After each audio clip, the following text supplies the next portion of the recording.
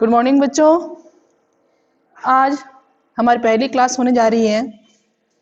वसंत वाली बुक का जो पहला चैप्टर है ध्वनि, जो कि एक कविता है। आज हम यही पाठ पढ़ेंगे जिसके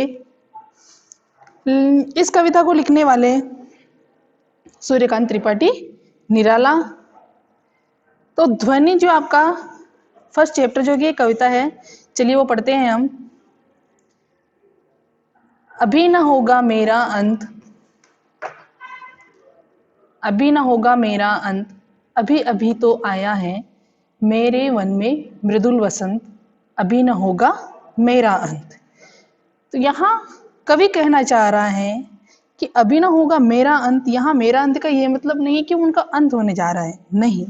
कवि कहना चाहता है कि अभी उसके जीवन का अंत नहीं हो सकता, क्योंकि अभी उसको यह पता चल गया है कि भाई मेरा जीवन कितना अनमोल है। क्योंकि अभी अभी उसके जीवन में जो एक छोटा सा बालक होता है, उसी प्रकार उसके जीवन में अभी वसंत का आगमन हुआ है। तो अभी न होगा मेरा अंत, अभी अभी तो आया है मेरे वन में मृदुल वसंत। अभी न होगा मेरा अंत, तो अभी कवि कहता है कि मेरे जीवन में एक बालक की तरह वसंत का आगमन हुआ है।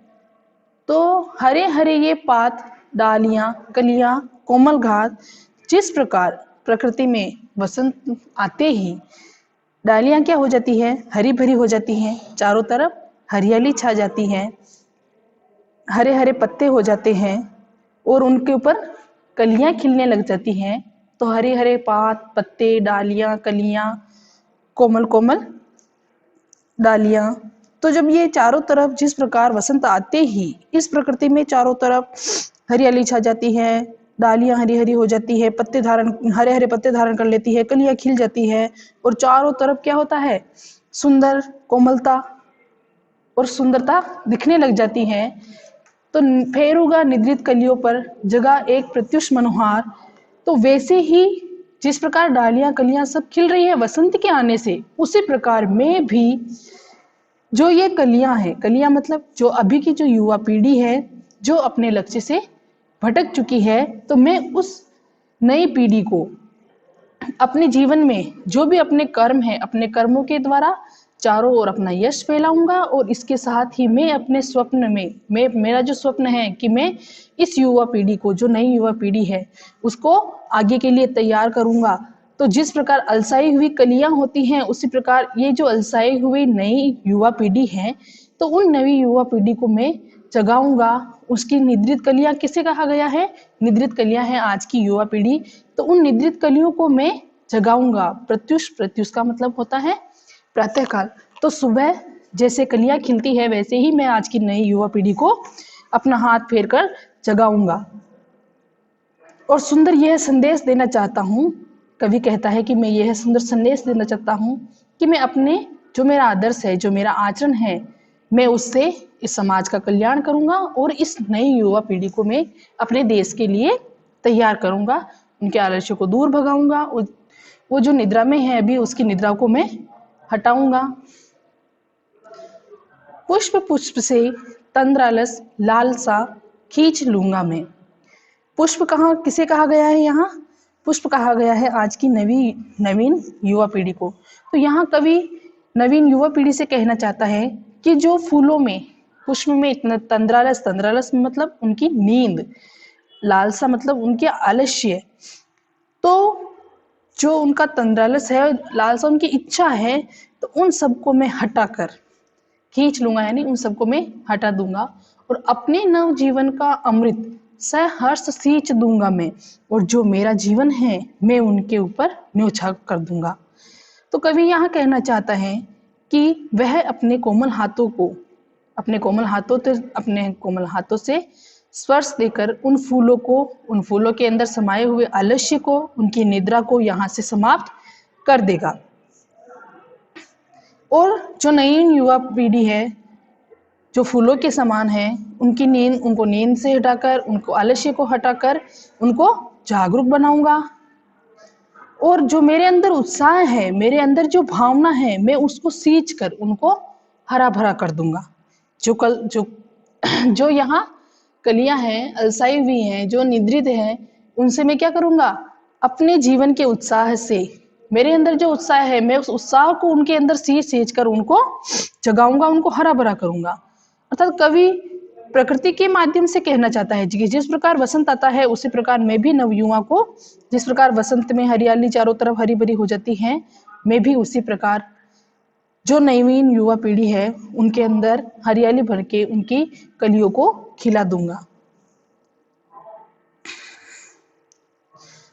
जो नए नए युवा पीढ़ी है उनके अंदर मैं अपने उत्साह का संचार करके, अपनी शक्ति का संचार करके उनको नए कार्यों की ओर में बढ़ाकर उनको सफलता दिलाऊंगा।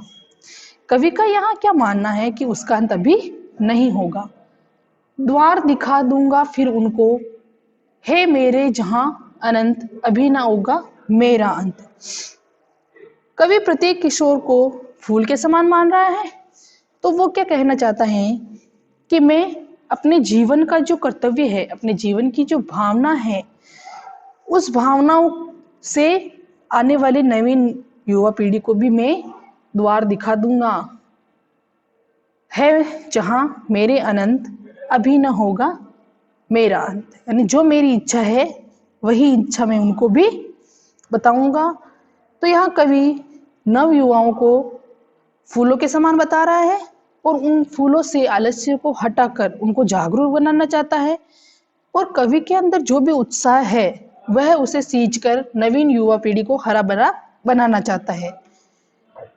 यहाँ पर कवि प्रकृति के माध्यम से अपने जीवन में नवीन संचार करके आने वाली नई पीढ़ी को नए कार्यों की ओर बढ़ाकर उनको सफलता दिलाना चाहता है, क्योंकि कवि का मानना है कि उसका अंत अभी नहीं होगा, क्योंकि उसके जीवन में अभी बहुत सारे कार्य बाकी है, क्योंकि जब तक वो ये कार्य पूरे नहीं कर लेता उसका अंत निश्चित नहीं है। कवि प्रत्येक नवीन युवा पीढ़ी को फूल के समान बता रहा है और उस फूल से वो उस आलस्य को खींचकर उसे खिला हुआ बनाना चाहता है। जो कलियां मुरझा गई है उन कलियों से आलस्य को हटाकर उसे खिलाना चाहता है, ताकि वे अनंत काल तक, अनंत जब बहुत समय तक वो खिलकर खिली रहे। तो वास्तव में कवि अपने जीवन का जो उद्देश्य है, अपने जीवन के जो कर्तव्य है, उसको सफल बनाकर नवीन युवा पीढ़ी के साथ चाहता है और वह अपने अनंत से, अपने उत्साह से नवीन युवा पीढ़ी को जागरूक बनाना चाहता है। इसलिए कवि क्या चाहता है कि मेरा अंत अभी ना हो।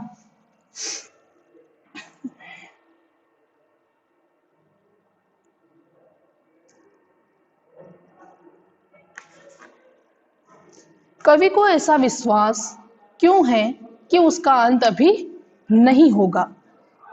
आपने पाठ में भी पढ़ा कि कवि को ऐसा विश्वास इसलिए है क्योंकि वह अपने जीवन के प्रति विश्वास से भरा हुआ है, इसलिए वह अपने कर्तव्य से, अपने उत्साह से विमुख नहीं होना चाहता है।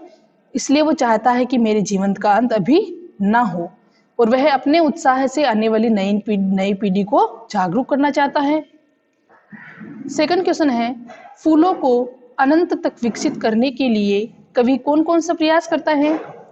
कवि नवीन युवा पीढ़ी को फूलों के समान बताता है और उनके फूलों में जो नींद छाई हुई है, जो आलस्य छाया हुआ है, उनको वो हटाना चाहता है, आलस्य को दूर करना चाहता है और उनके नए जीवन में अपना उत्साह का अमृत सींचना चाहता है। और वो हमेशा यही चाहता है, कवि यही चाहता है कि फूल हमेशा, जो नई पीढ़ी के फूल है वो हमेशा खिले रहे, उनकी सौंदर्यता हमेशा बनी रहे। कवि पुष्पों की तंद्रा और आलस्य दूर हटाने के लिए क्या करना चाहता है। तो कवि पुष्पों की तंद्रा और आलस्य को दूर हटाने के लिए अपने स्वप्न से भरे हुए कोमल हाथों को उनके ऊपर फेरना चाहता है और उनके आलस्य को दूर हटाना चाहता है। आगे के क्वेश्चन है, वसंत को ऋतुराज क्यों कहा जाता है। आपस में चर्चा कीजिए। वसंत ऋतु में आने वाले त्योहारों के विषय में जानकारी एकत्र कीजिए और किसी एक त्योहार पर निबंध लिखिए। ये भी आपको करना है। ऋतु परिवर्तन का जीवन पर गहरा प्रभाव पड़ता है। इस कथन की पुष्टि आप किन किन बातों से कर सकते हैं, लिखिए। ये आपको करना है आपके घर से।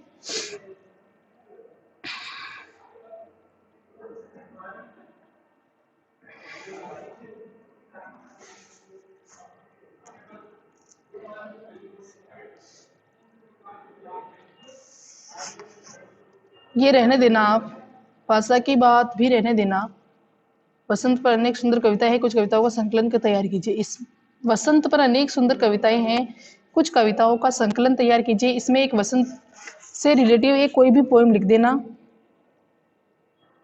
बाकी आप रहने देना। हाँ, शब्दार्थ आपको सारे करने हैं।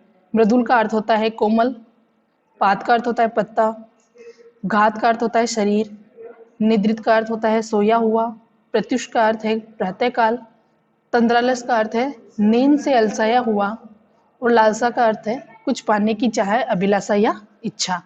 आपकी ये कविता पूरी हुई। नेक्स्ट क्लास में हम अगला पार्ट पढ़ेंगे। इसके क्वेश्चन आंसर कर लेना। Thank you.